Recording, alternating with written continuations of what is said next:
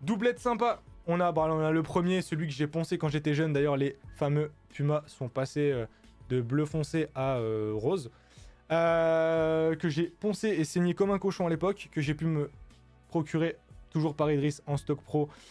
Porté par l'illustre Torizi en beach soccer, si je me trompe pas, ou en futsal. Il y a un patch énorme sur le côté qui est en train de mourir.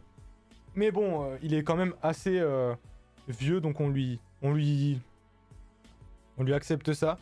Le patch qui s'est un peu replié sur lui-même et tout. Bon, lui, on sait qu'il a... Lui, il a vu des sales choses. Mais rien que pour avoir les flocages officiels de l'époque, le stock pro, le fait que tout soit hyper rêche et pas extensible, que j'ai les Pumas dans la bonne couleur, parce que oui, il faut pas oublier que moi, à l'époque, les Pumas, ils sont vite passés au lavage.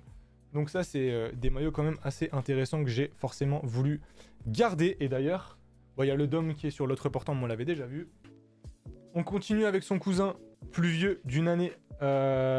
Putain, il est neuf avec étiquette. Je redécouvre des trucs. Ah merde, l'étiquette elle avait collé sur le Puma à l'intérieur.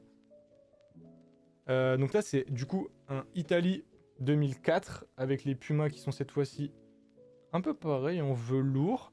Je pense que ça doit être du stock pro d'époque. L'ancien logo de la FIGC. Merde, à l'opposé. Qui est bien lourd. Donc il est non floqué.